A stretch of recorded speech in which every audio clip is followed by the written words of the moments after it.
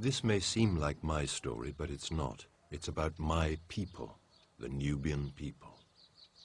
My name is Fكرى الكاشف. I'm just trying to hold on to the memories I have, maybe trying to revive them in the only way I know.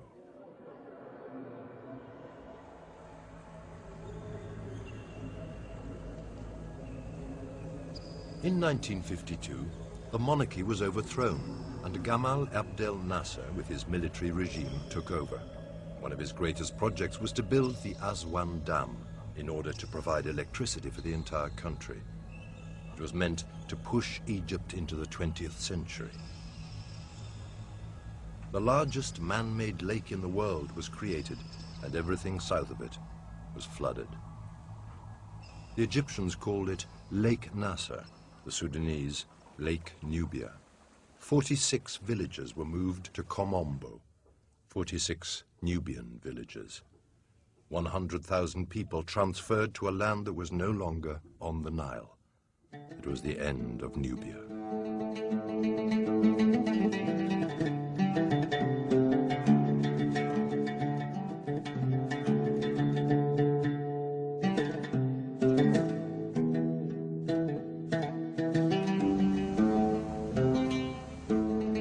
My earliest memories are of the temple of Abu Simbel. My village lay on the opposite bank of the river, and the temple dominated the landscape. It was a presence in our lives, reaching deep in our collective subconscious. It was there that I first became aware of being a Nubian. Now, the village is under the lake, and there is nothing left. It is time to go back home.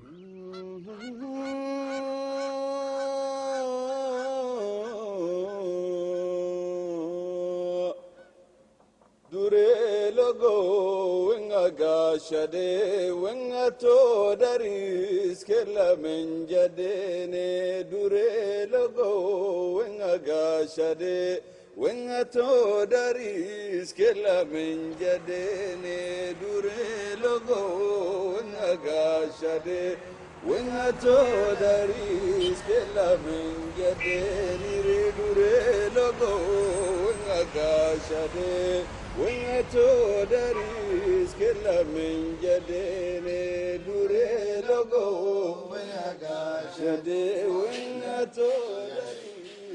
في مقولة بتقول إن رمسيس لما حب يعمل معبد جميلة لنفرتاري زوجته اختار المنطقة اللي فيها النهارده معبد أبو سمبل.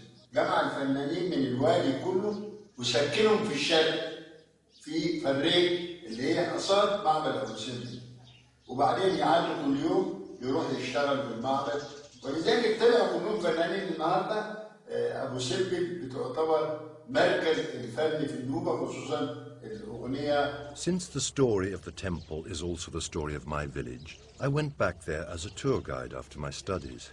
Every day I would tell tourists about Ramses II and how he chose this area to build his temple, which was to become one of the ancient wonders of the world. I would decipher for them the writing on the walls about his battles and his conquests. In a way today, I feel like I am fulfilling my mission, recounting the saga of my people. So maybe it is here that I should start.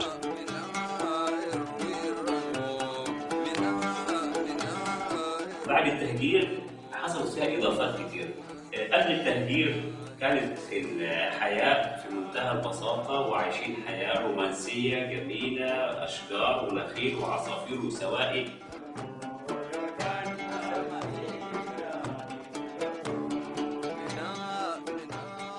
البشرية كلها بتنشد السلام والمحبة والأخوة والتصالح والتسامح. هذا موجود في المجتمع النوبي. المجتمع الوحيد أنا بقول إن على ظهر الأرض، ولذلك ممكن أن تسمى اليوتوبيا أو الجنة المفقودة.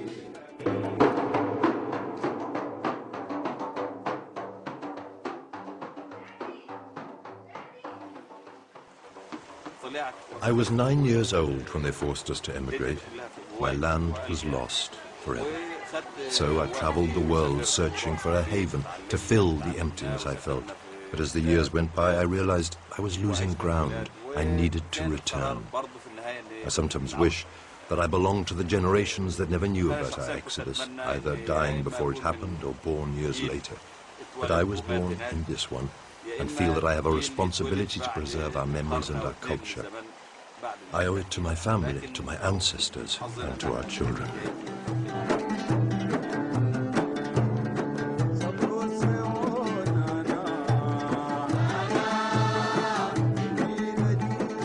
It took me 8 years to build this house. The first priority was to build near the water, because we are people of the Nile. But on a personal level, I wanted to be close to the temple. So it was there that I bought my land. Each time I had a little savings, I would add a stone. Few people believed I could do it, but I just kept building, designing it completely in the Nubian style, as if I were recreating a piece of Nubia. The house is now finished. However, its real purpose has yet to come true.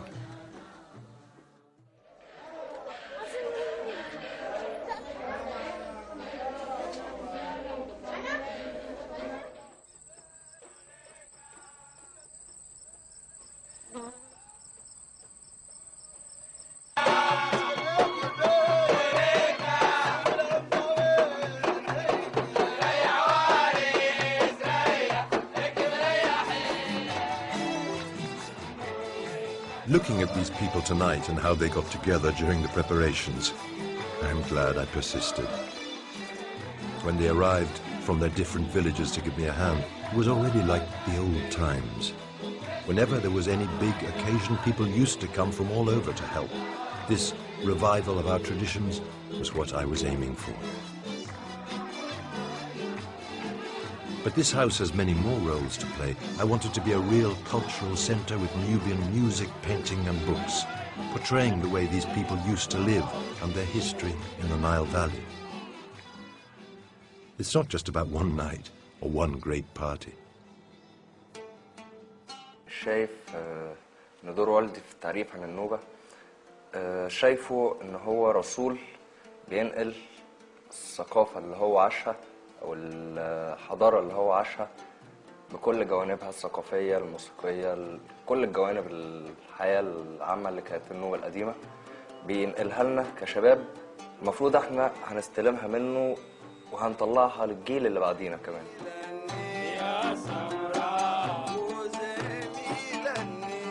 زمان مثلا الفن كان بيبقى فيه مثلا مشاركة، يعني مثلا المطرب بيغني كل الناس اللي واقفين كانوا بيشاركوا. دلوقتي فرقة واحدة بس اللي بتلعب على المسرح، والناس القطاع الكبير او العدد الكبير مستمع.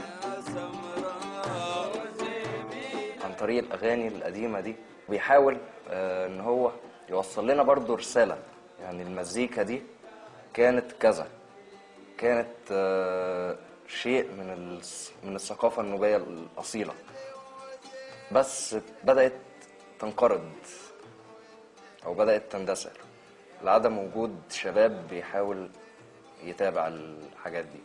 أغنية ورا التانية هتتنسي خلاص يعني.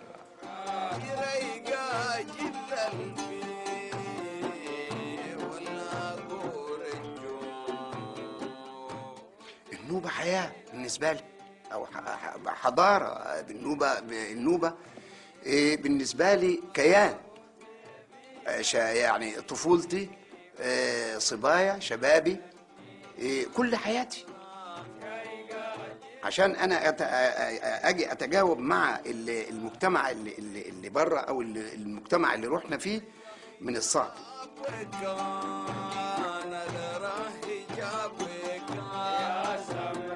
الأغاني اللي ابتدت تظهر في النوبة بعد التهجير كانت وجدانيات بتخاطب النيل، سواء كان معاتب أو كان بأي شكل بيتباكى على فقده بالنيل. فدي يمكن كانت أول وجدانيات أثرت في مشاعر النوبي من خلال الأدب اللي احنا بنتكلم عنه كأدب نوبي ظهر في اللغة النوبية. آخر ذكرى بقى كانت الهجرة سنة 4 أكتوبر 64 لما هاجرنا من هناك. طبعا نزلنا